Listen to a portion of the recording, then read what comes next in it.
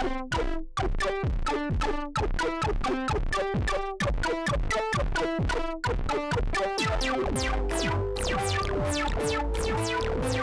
ära, mida me täna hakkame tegema. Pannkooki. Pannkooki teeme järgmisel korral. Täna me räägime ühest huvitavast lasteraamatust. See on Lev Kuzmini raamat Ljuba suurpäev. Teeme nii, et ma loen siit raamatust veidike ja siis sa võid esitada mulle küsimusi. Kohe esimene pilt, mis me siin näeme, on väike tüdruk Ljuba ennast peeglist vaatamas. Sel sügisel läheb Ljuba juba 3. klassi, aga pikkust pole tal rohkem kui kõige pisemal esimesse astujal. See teeb Ljubakese. Jah, ta on täpselt nagu sina, siuke väike. Ljubal teeb see muidugi meelehärmi ja tal on hirm, et ta ei kasvagi suuremaks. Minu ei tee küll meelehärmi. Kas sina kasvad suuremaks? Ei kasva. Aga sulle meeldib väike olla? Jaa. No võt, sulle meeldib, aga Ljubale ei meeldinud. Vanaema manitseb teda ja räägib, et just oled väike, aga tubli. Mis sest, et pisike, peaasi, et väle nagu sirtsuke siisike. Miks sa selle kasvamisega nii kangesti kiirustad? Milleks kohandab Ljuba? Proovi sa vanaema ise nii pisikesena elada, küll siis saab teada milleks. Aga sirtsukeseks ära mind enam nimeta, mul on sellest viljanud. Selle sirtsukese pärast ei anta mulle kusagil asu. See on sula tõsi. Läheb näiteks Ljuba talvel klassiga suusatama ja sätib end kõige esimesena mäest alla kihutama, kui hoolitsev õpetaja on kohe jaol. Stopp, Ljuba spitsõna, oota, las enne sõidavad teised, pärast on sinu kord. Sa oled meil ju pisike, nagu sirtsuke, jääd veel poistele jalgu ja lenda tukki. Siis tuleb 4 sõraga käia, siis ei lähe õppi. Ahah, et nendega ka, jah? Jaa. Ja nendega. Mina oskan käia. Suve vaheajal pole lood põrmugi targemad. Ei jõua Ljuba palaval keskpäeval õieti veel jõe äärtegi joosta. Ei jõua veel võrendikugi hüpata, kus kõik külalapsed sulistavad, kui mõni suurtest tüdrukutest juba kisab. Sirtsuke, tirtsuke, kuhu sa tormad? Ära roni sügavasse kohta, sulista parem siin samas kalda ääres ja meie valvame su järele. Isegi vanemad korrutavad alatasa. Ära sa korraga tervet sületäid puid kööki tassitütreke, too ühe halukaupa. Sirtsuke, kullake, kurke võid kasta küll, aga ära sa tiigist tervet kannutäit vett võtta, katkestad end veel ära. Ja nii iga päev, oota sirtsuke, ära roni sirtsuke, pole sinu kord sirtsuke, tirtsuke. Ja Ljuba unistab siis sellest, kuidas tema saab suureks ja mitte keegi enam ei kutsu teda sirtsukeseks, vaid ees ja isa nimepidi nagu vanaemagi. Miks isa nimepidi? Pole aimu. Jah, see on sellepärast, et Venemaal on selline komme, et kõiki inimesi kutsutakse ees ja isa nimepidi. Raamatu autor Lev Kuzmin on venelane ja tema kirjutab selles raamatus just Venemaast, et kuidas Venemaal oli nõukogude ajal, olid kolhoosid ja kuidas see maaelu siis oli. Ja mismoodi see Ljuba unistab, et ta kolhoosis hakkab tööle. Siis oli tolle ajal oli töö tegemine hirmus tähtis. Olid töökangelased ja igasugused auhinnad inimestele, kes kõvemini töötasid. Nüüd Ljuba on siis väga solvunud selle peale, et teda sirtsukesed kutsutakse ja teda üldse tõsiselt ei võeta. Ljuba mõtted rändavad sinna aega, kus ometikord kõik teda austavad ja seda mitte lihtsalt niisama, vaid mõne märkimisväärse teo pärast. Nii et võib-olla isegi põllumajandusbrigadir Ivan Romanovitš Streltšov isiklikult astub siis tema juurde ja lausib oma kõmiseva bassihäälega. Minu lugupidamine, Ljuba Nikolajevna. Tere päevast, lubage suruda teie töökat kätt. Minul tuleb suruda tantsivat jalga, aga praegu pole tehmamuusikat ja ma ei saa näidata. Mina oskan tantsida. Sina oskad väga hästi tantsida. Mis siis, et sa väike oled? Sa oskad midagi ju. Ega siis väiksus ei tähenda, et sa ei oska pile. Ivan Romanovitš ei ole ju lihtsalt brigadir. Ta on kuulus brigadir. Temast räägiti koolitundides, ajalehes avaldati temast fotosid. Kui juba tema ise kätte võtab ja Ljubat ees ja isa nimepidi kutsuma hakkab, siis haarab kogu küla sellest kinni. Haaravad kinni kõik poisid, haaravad kinni kõik tüdrukud ja täiesti võimalik, et haaravad kinni ka kõik õpetajad koos kooli direktoriga.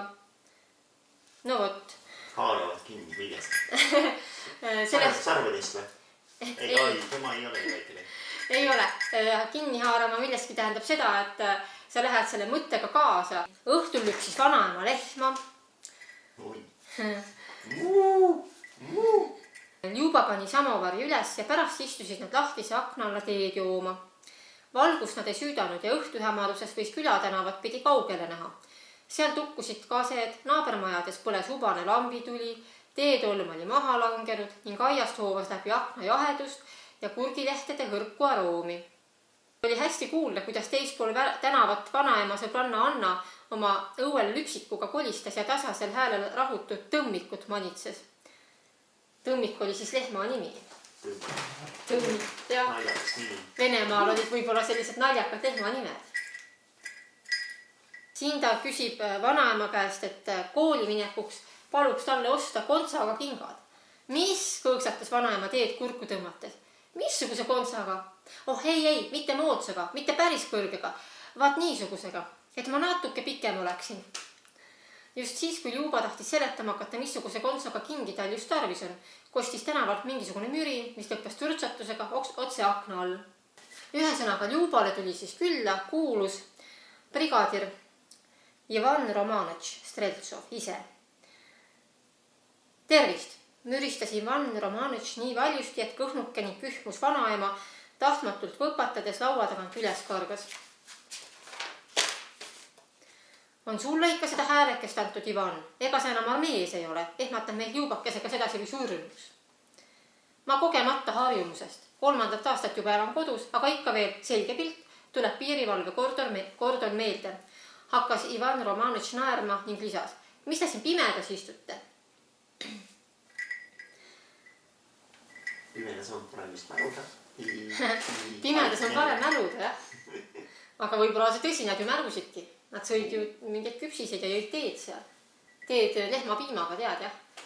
Venelased panevad või üldse pannakse teinekord tee peale piima. Tead, mis uudisega see Ivan sinna siis tuli?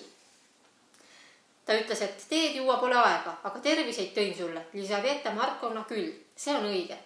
Ainult, et mitte heinamaalt, selge pilt, vaid põllult, kombaineritelt. Palume sind brigaadi tulla kokaks. Vanaema, tass käes, nagu ta seal seisis, tardus paigale. Kas tõsiselt? Selge pilt, et tõsiselt, kummardas Ivan Romanitš uuesti peaga. Surus oma sõdrumütsi vastu rinda ja hakkas kiirustades seletama, et Založi ja põldudel algas viljalõikus, et teravili on seal küps, lausa kõliseb. Ning et kombainerid rühmavad kõigest väest, ainult et oli see niisugust pahandus siis nüüd vaja. Brigaadi kokk jäi haigeks ja enam pole kedagi, kes järgmisel päeval mehi põllul toidaks. Kui just Lisaveta Markovna ei nõustu. No vot, nii ta siis seal veenis vanaema. Ja vanaema algul ei olnud nõus, aga Ljuba, kes lootis, et vanaema ta põllule kaasa võtab, ütles vaikselt, et ole nõus vanaema. Ja lõpuks vanaema siis nõustuski, et ta läheb põllule meestele ehk siis kombaineritele süüa keetma. Just niisugusest tähtsast tööst oligi Ljuba eluaeg unistanud ja nüüd piksatas ta uuesti peenikese häälega. Mina olen ka nõus! Brigadir ei kuulnudki nagu teda ja vanaema oli ise nii erutunud, et vahtis ainiti oma kohvitassi, just kui oleks saatus sinna tassi põhja kirja pandud. Nii et see oli selline hästi tähtis töö toita põllu peal kombainereid, kes siis leivavilja lõikasid, koristasid. Oi, no, mina pole kunagi viljapõllul olnud. Ei ole jah, siis peame järgmine suvi minema. Seal on tore sinuga pilti teha. Ja see on ikka ristikut ja oililli ja. Sina vilja ei söö. Viljast tehakse leiba. Kas sa leiba sööd? Leiba, jah, ikka söö. Jah, tehke suuri lehmapetse, siis saab Kas nagu lehmakooke? Siis saab suuri lehmakooke ka. See brigadir läks siis ära ja Ljuba ütles vanaemale, et homme hommikul sõidan mina ka Založiesse. Vanaema ütles, või muudkui sõidad. Just seal sind sirtsu oodataksegi. Sinna mu kullake ei minda nalja tegema, vaid töömehi söötma. Kas sa tead, kui palju seal tegemist on? Ei. Ära parem mõtlegi ega säti ennast. Nüüd puhkes muidu harva pisaraipala Ljuba nutma. Oh, vanaema. Mina arvasin, et sa minu vastu aus oled, aga sa oled samasugune nagu kõik teisedki. Algul räägid, suur, peaaegu täiskasvanu. Aga kui kõige tähtsama juurde jõuame, siis on kohe jälle sirts platsis. No ja olgu, las ma jään pealegi siis igavesti sirtsuks ja pole mulle mingisuguseid kingi vaja, mitte midagi pole vaja. Las teised käivad uute kingadega, las sõidavad külgkorviga mootorratastel ringi. Las teevad töömeestele süüa, las koristavad vilja, aga mina. oi, temast hakkab kahju. Hakkab jah, mul hakkab ka temast juba täitsa kahju. Tuled see minu kampariida, siis saame igasugust. Siis saate igasugust välja teha, jah? Jaa. Muidugi, koos karjamaal käia. Jaa. Koos tantsida. Jaa. Juba nuttis nii kibedasti, et pisarad veerasid mööda põski ja lõuga alla ning üks pisar kukkus otse pooleli jäänud teetassi. Vanaema ei suutnud muidugi sellist kurba pilti välja kannatada. Ta jooksis Ljubakese juurde, võttis tal ümber kinni ja hakkas puhta põllesabaga ta märgi põski kuivatama. Siis käskis ta Ljubal nina nuusata ja ütles: vaats edasi, aga sina mul kohe uluma. Ma võtan su kaasa, võtan. Hommikul pean Ivan Romanitšiga aru ja võtan kaasa. Hommikul äratas vanaema ise Ljuba üles. Tõuse üles ja tee kiiresti. Ja Ljubale tundus see hommik täiesti imepäraselt kaunis ja ta oli niivõrd õnnelik, et ta saab põllule minna koos vanaemaga tööle. Ja ainus hirm, mis tal sel hetkel oli, et see brigadir Romanitš otsustab teda mitte kaasa võtta, sest Romanitš ei teadnud veel, et Ljuba kaasa läheb. Nii, vanaema lõi ennast üles, pani korralikud helesinise ruudulise põlle ette ja peenetäpilise pluusi selga, et ilus välja näha. Ja kelluke kaela. Vanaema ei pannud kellukest kaela.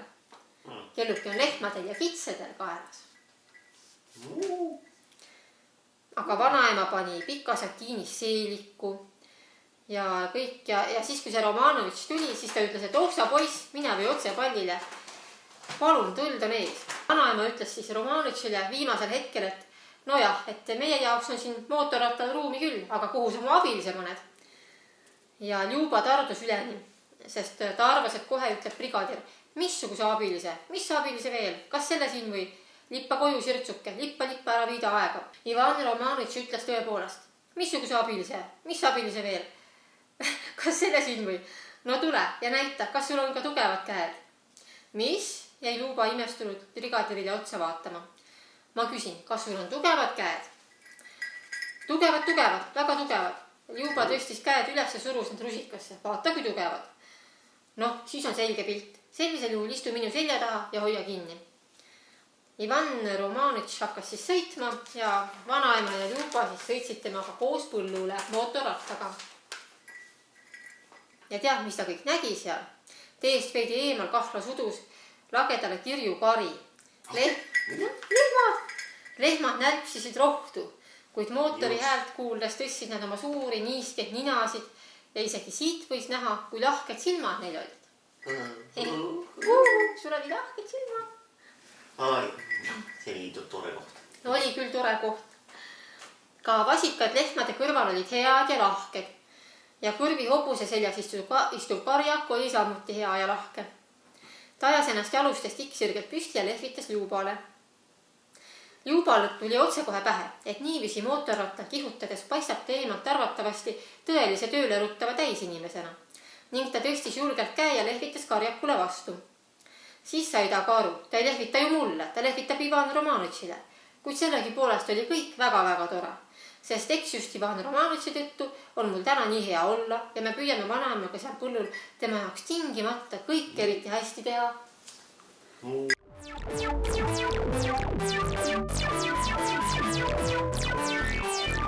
Thank you.